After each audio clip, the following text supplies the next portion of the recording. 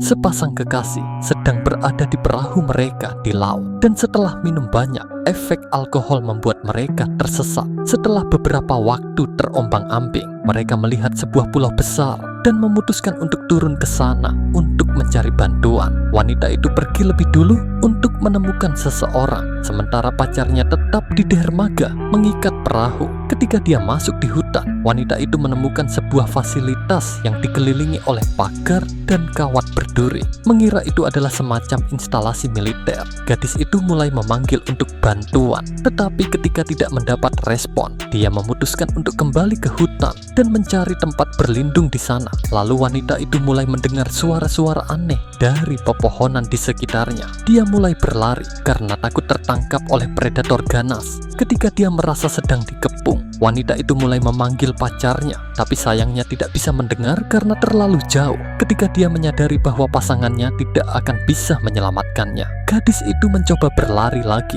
tetapi ditangkap oleh makhluk-makhluk misterius yang menyeretnya dengan kakinya. Wanita itu mencoba berpegangan pada sesuatu, tetapi jari-jarinya dimakan oleh binatang itu dan tak mampu melawan. Akhirnya dia menyerah. Di perahu pacarnya mendengar jeritan pilu pasangannya, tetapi sayangnya sudah terlambat dan tidak ada yang bisa dia lakukan untuk membantu. Dalam adegan berikutnya, kita melihat Matt dan John, dua saudara yang terbang ke pulau yang sama. Mereka ditemani oleh teman-teman masa kecil mereka bernama Noah dan Sarah, serta Nikki pacarnya Matt. Ternyata sebelum menjadi tak berpenghuni, pulau itu pernah memiliki beberapa penduduk, dan di antara mereka adalah paman Matt dan John. Setelah bertahun-tahun tanpa mengunjungi tempat itu, kelompok ini memutuskan untuk menghabiskan akhir pekan di rumah yang ditinggalkan itu untuk bersenang-senang. Ketika mereka tiba, kedua saudara itu pergi ke garasi untuk menyalakan generator dan melihat apakah mobil lama paman mereka masih berfungsi. Mereka terkejut menemukan bahwa setelah bertahun-tahun tidak aktif, kendaraan itu masih bisa berjalan meskipun membutuhkan beberapa perbaikan. Di dalam rumah, Sarah dan Noah lagi menyiapkan minuman spesial untuk merayakan kedatangan mereka, tetapi karena rumah tersebut tidak memiliki listrik, mereka harus menunggu kedua bersaudara itu menyalakan generator supaya mereka bisa menggunakan blender. Begitu Matt dan John menyelesaikan pekerjaannya, Sarah menyalakan blender. Beberapa detik setelah berhasil menyalakan alat itu, listrik tiba-tiba padam. Jadi Sarah dan Noah memutuskan untuk memeriksa sekering di ruang bawah tanah. Kemudian Noah menggunakan koreknya untuk menerangi lingkungannya. Setelah beberapa waktu cari-cari di basement itu, mereka berhasil mencapai kotak sekering dan ganti sekering yang terbakar dengan yang baru. Setelah menyambungkan kembali listrik, Sarah membuat minumannya dan semua orang mulai mabuk. Setelah berenang, mereka pergi ke teras rumah dan mereka lihat John berlatih menembak sasaran hingga seekor anak anjing yang cantik muncul dari hutan, membuat mereka jatuh cinta dengannya. Lalu di tengah malam, ketika minumanan mereka habis, Noah pergi ke dapur untuk mengambil salah satu botol anggur, dan saat dia membuka pintu, anak anjing itu ikut bersamanya. Ketika dia membuka botol, anak anjing yang tadinya jinak sekarang tampak marah dan mulai menggeram ke dia.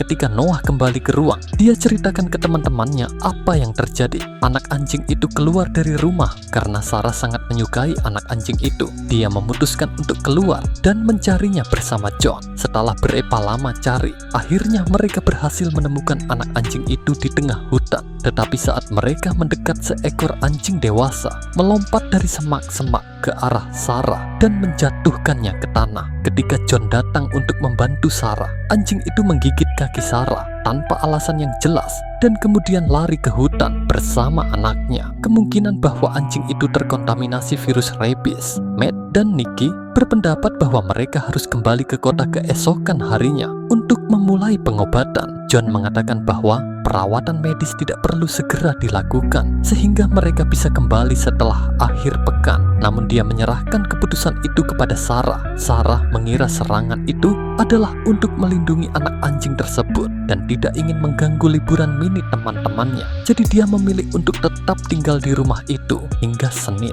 Besok paginya ketika John bangun untuk minum air dan menemukan Sarah terlihat gelisah di jendela. Ketika dia mencoba berbicara dengannya, Sarah tidak merespon dan mulai mendekatinya tanpa mengucapkan sepatah kata pun, dan mulai menciumnya dengan sangat keras hingga menyakitin John. Ketika John protes karena sakit, Sarah baru sadar kembali dan meminta John untuk pergi. Bentar lagi mereka lagi sarapan, dan kita bisa melihat bahwa Sarah memiliki rasa lapar yang sangat besar dan aneh. Dia hampir menusuk tangan Noah dengan garpunya saat waktu Noah mencoba mengambil pancake yang terakhir. Begitu mereka selesai makan, John mengambil busurnya dan berlatih menembak sasaran di hutan. Karena teman-temannya bosan, mereka juga ikut dengan John. Sementara Nikki tinggal untuk menemani Sarah. Di hutan mereka tidak menemukan tanda-tanda hewan. Jadi Noah memisah dari kelompok dan duduk di batang kayu untuk membersihkan kameranya. Saat lagi membersihkan kamera, dia mulai mendengar suara geraman di sekelilingnya. Dia mulai mencari sumber suara itu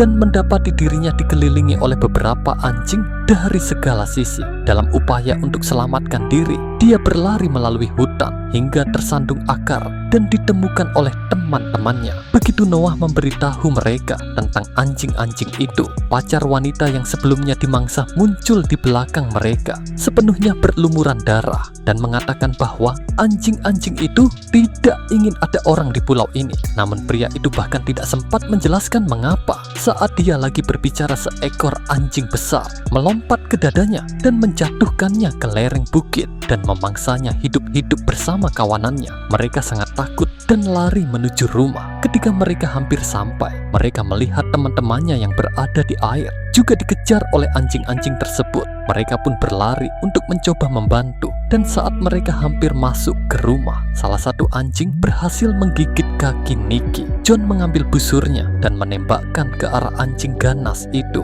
Tetapi tembakannya malah mengenai betis Nikki yang menyebabkan rasa sakit yang luar biasa. Namun dia masih berhasil mengusir anjing-anjing itu. Begitu mereka berada di dalam rumah, Matt mematahkan proyektil dengan tang dan mengeluarkannya untuk membuat perban. Sambil menyiapkan perban, dia mencoba memahami apa yang terjadi sambil menceritakan kepada teman-temannya mengapa tempat itu kini menjadi gurun. Bertahun-tahun yang lalu, sebuah perusahaan menyewa sebagian pulau ini untuk membangun kandang anjing yang akan melatih beberapa anjing sebagai pemandu bagi para tunanetra. Namun setelah beberapa tahun, salah satu anjing terkena virus rabies, dan karena mereka semua berada di lingkungan yang sama, hewan yang sakit tersebut menulari anjing-anjing lain yang berhasil melari dari pusat pelatihan dengan puluhan anjing yang terkontaminasi di seluruh pulau. Kandang tersebut ditutup dan pulau itu sepenuhnya dievakuasi menjadi gurun seperti sekarang. Namun karena kontaminasi terjadi setidaknya setahun yang lalu, seharusnya anjing-anjing tersebut sudah mati. Yang sekarang dipikirkan Matt adalah bagaimana mereka masih hidup setelah terinfeksi begitu lama. Setelah percakapan yang tidak membuahkan hasil, Noah benar-benar histeris,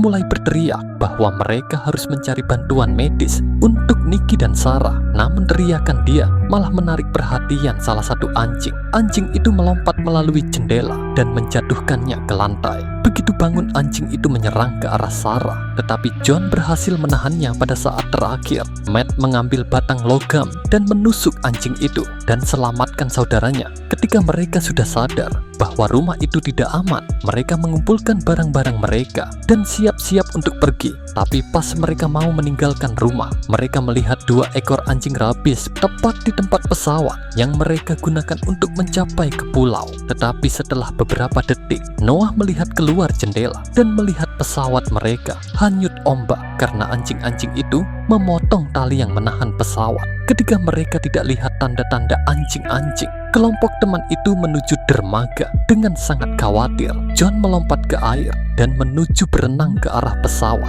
Tetapi saat dia sudah dekat, ombak membalikkan pesawat dan dia bisa melihat bahwa kedua anjing yang memutuskan tali pesawat ternyata bersembunyi di sayap pesawat. Kemudian anjing-anjing itu melompat ke air dan mulai berenang menuju John. Tetapi John berhasil kembali ke dermaga segera setelah mereka semua berada di tanah yang kokoh. Salah satu anjing ganas mencoba menyerang mereka, tetapi Noah berhasil menangkisnya dengan tongkat baseballnya. Memanfaatkan kesempatan itu, mereka kembali ke rumah nyaris lolos dari serangan hewan lainnya karena mereka sudah sadar kemampuan anjing-anjing yang marah itu, mereka mulai memperkuat jendela dan celah di rumah dengan papan kayu. Setelah perbaikan selesai, Noah mencoba menghubungi layanan darurat, tetapi ponsel mereka tidak ada sinyal. Matt dan John membungkus tubuh anjing yang mencoba menyerang Sarah dengan kain dan melemparkannya keluar. Dengan keadaan yang tampak aman, mereka memutuskan bahwa peluang terbaik untuk bertahan hidup adalah menuju ke sisi lain pulau dan mencari perahu. Pasti pria aneh yang diserang di lereng bukit itu datang di pulau dengan perahu, dan mereka berasumsi bahwa kendaraan yang digunakan pria itu berada di dermaga di sebelah kandang anjing tua. Selain itu, Matt berpendapat bahwa meskipun tidak ada jalan keluar, mereka mungkin masih bisa menemukan beberapa peralatan komunikasi di fasilitas tersebut. Dengan rencana yang sudah ditetapkan, para pria memutuskan pergi ke garasi untuk mencoba menyalakan mobil tua itu sekali lagi. Tetapi saat mereka keluar, anjing-anjing ganas itu bergegas menuju ke mayat anjing yang dibuang oleh Matt dan mulai memangsanya. Ketika mereka melihat kawanan anjing di luar, mereka kembali dalam rumah. Matt berencana mencapai garasi melalui tali yang menghubungkan kedua bangunan. Tetapi untuk itu, dia membutuhkan katrol yang ada di zipline di luar. Kemudian, dia memanfaatkan momen saat binatang buas itu terganggu oleh pesta mereka dan berlari untuk mengambil objek tersebut. Meski berusaha sehalus mungkin, tetapi dia terlihat oleh salah satu anjing, tetapi dia berhasil kembali dengan selamat. Selanjutnya, kita melihat Matt memasang katrol ke tali yang terhubung ke garasi. Meskipun Nikki terluka, dia meyakinkan pacarnya bahwa dia yang seharusnya memeriksa mobil itu karena dia lebih ringan. Dengan segala persiapan selesai, Nikki mulai meluncur di sepanjang tali dan mencapai sisi lain. Tetapi anjing-anjing yang rakus itu melihatnya bergelantungan seperti sepotong daging di toko daging dan berlari ke arahnya. Sementara teman-temannya mencoba mengalihkan perhatian anjing-anjing itu. Segera setelah Nikki berhasil memasuki garasi, dia masuk ke dalam mobil dan mencoba menyalakannya. Tetapi kendaraan itu tidak menunjukkan tanda-tanda kehidupan. Sementara itu, anjing-anjing di luar mendorong untuk masuk dan berhasil membuat lubang di gerbang yang cukup besar bagi mereka untuk masuk. Nikki keluar melalui atap mobil dan harus bergantung pada struktur kayu di garasi untuk menghindari dimangsa. Lalu teman-temannya menariknya kembali, dan saat anjing-anjing ganas melompat untuk mencapainya, John menembakkan panah ke jantung salah satu anjing, akhirnya menyelamatkan Nikki. Selama malam listrik tiba-tiba padam, Noah mikir bahwa itu adalah masalah fuse lagi. Jadi dia turun ke basement untuk menyambungkan kembali listrik. Begitu dia mencapai lantai bawah, dia mulai mendengar suara aneh dari sebuah kompartemen yang ada boneka menakutkan tergantung di pintu masuknya. Ketika Noah mendekati sumber suara, salah satu anjing melompat ke tenggorokannya dan merobek bagian-bagian dari tenggorokannya. Ketika Matt mendengar suara keributan itu, dia dengan John bergegas ke pintu masuk basement, tetapi menemukan teman mereka sudah mati. Kemudian mereka mengunci pintu untuk menjebak anjing-anjing tersebut, tetapi itu tidak banyak membantu karena di luar beberapa anjing menjadi liar dan mulai merobek penguatan kayu di jendela sehingga mereka bisa masuk ke dalam rumah. Lalu mereka memutuskan untuk berlari ke loteng, tetapi saat mereka hampir sampai, Matt diserang oleh salah satu anjing demonik yang melompat ke punggungnya, tetapi John selamatkan dia dan berhasil menahan anjing itu. Dengan semua orang di lantai atas, rumah itu sekarang sepenuhnya dikuasai oleh anjing-anjing tersebut, dan dengan hanya persediaan yang ada di loteng, mereka perlu merancang rencana untuk keluar secepat mungkin. Lalu di saat fajar mereka meninggalkan loteng untuk memeriksa apakah anjing-anjing itu masih ada di rumah, tetapi tampaknya semuanya telah pergi. Jadi para saudara menuju ke garasi, dan sementara John berada di belakang kemudi, Matt mendorong mobil hingga akhirnya menyala. Tetapi dengan semua kebisingan itu,